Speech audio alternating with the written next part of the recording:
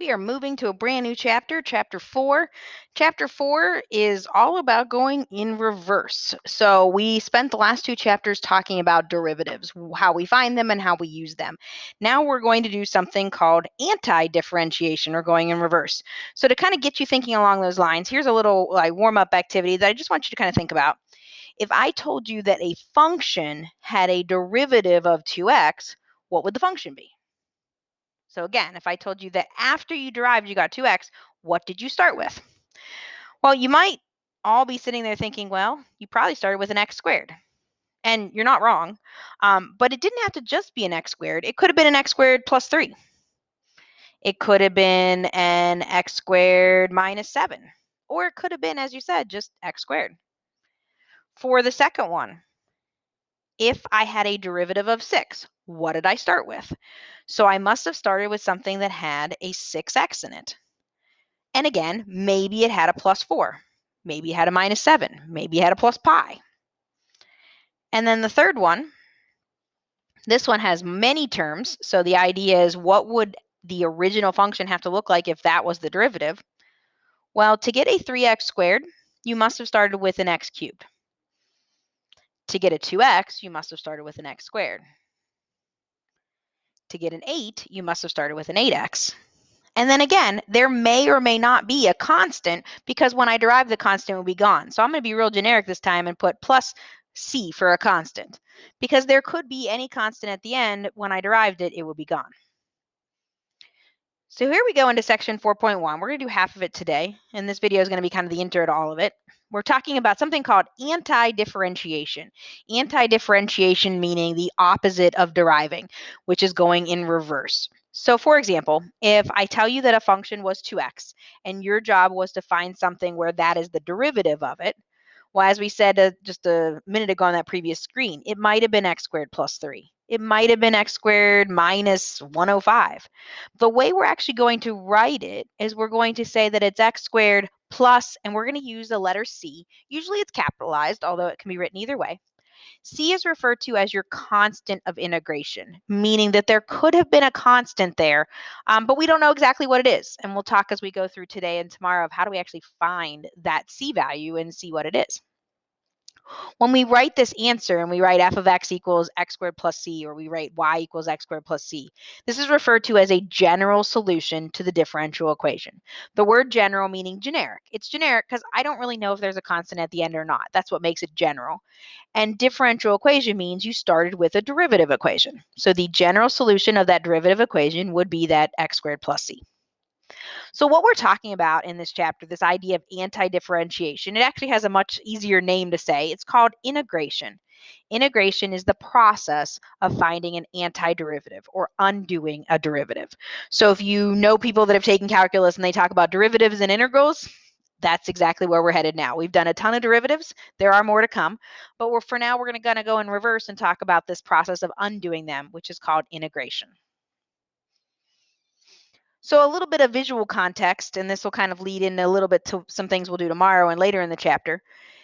If you're given a derivative equation, y prime equals 2, and you had to write the general solution, well, here's your general solution. Your general solution would be y equals 2x plus c, again, c being that constant of integration. Here's what it would look like if you actually were to graph these general solutions. Obviously, there's infinite of them. They would all have a slope of 2 because that's what the 2x is. Your c value would essentially just shift that line up or down. It would be a vertical shift.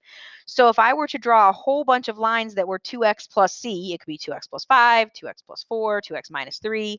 All it would do is shift these lines up, and you get these solution curves. And what you'll notice about my solution curves is they are parallel curves. They never intersect each other. If I were to graph a whole bunch of examples of these general solutions, obviously there's infinite solutions, so I'm just putting a few of them on there.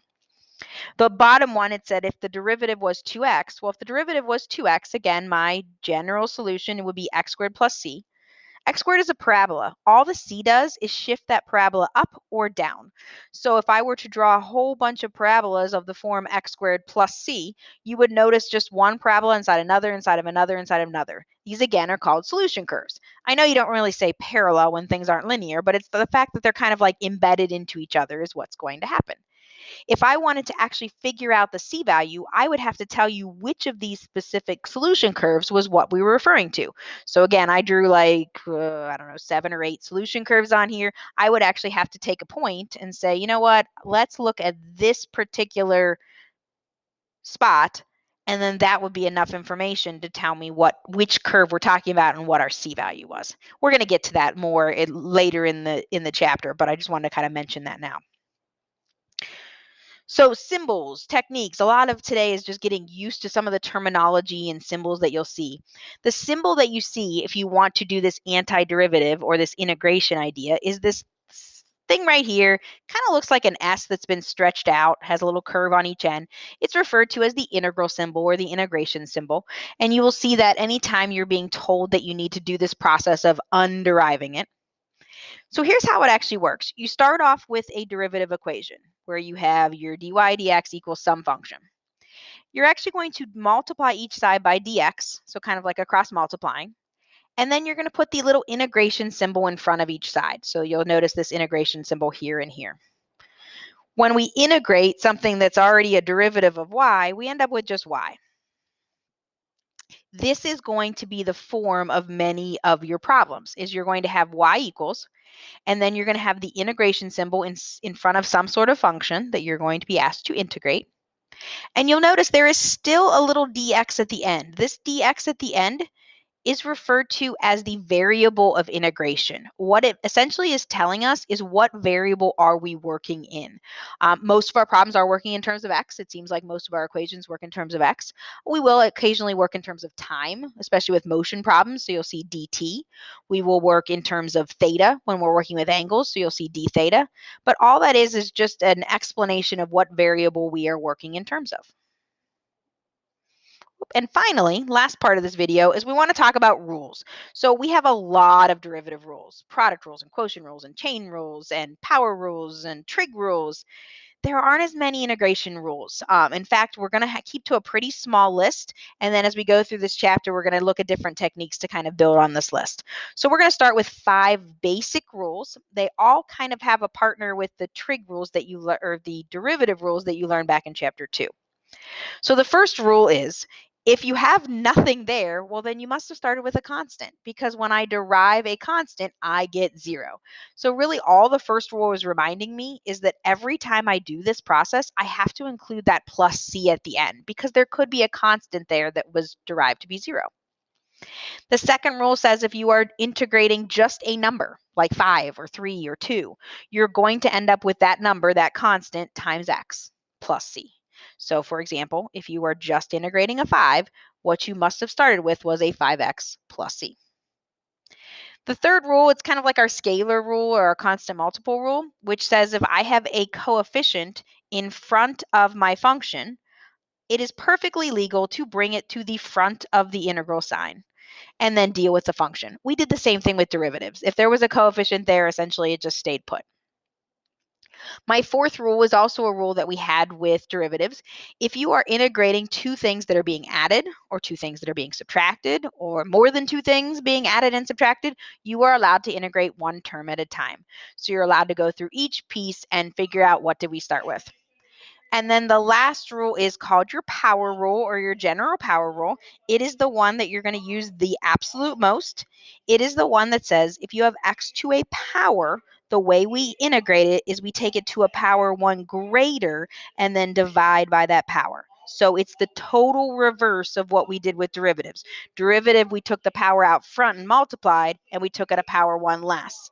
This time we're raising it to a power 1 greater and dividing by that. So I'm going to do a couple really quick ones, and then the next video will really be focusing on those rules. So if I want to integrate x to the 6th, I'm going to take it to a power 1 greater and then divide by that power. And then I'm going to go to the next one. Power 1 greater divided by that power.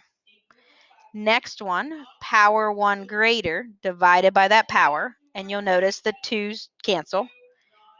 Plus 4, the integral of 4 is 4x, and then plus c. If it is in radical form, we want to rewrite it. We're going to talk a lot about rewriting over the next couple of days. So we've got our x to the 1/2. So power 1 greater would be 3/2 divided by 3/2. So again, raise the power, divide by that new number. Power 1 greater divided by that power. Now, we're not going to leave our answer like that because it looks kind of funny. So what we're going to do instead of dividing by a fraction is we're going to multiply by the reciprocal. So my answer is going to be 2/3 x to the 3/2 plus 5/8 x to the 8/5. And again, we still need to put a plus c at the end. Next video, I'm really going to get into simplifying and rewriting, but this gives you a very basic idea of kind of where we're headed in this chapter.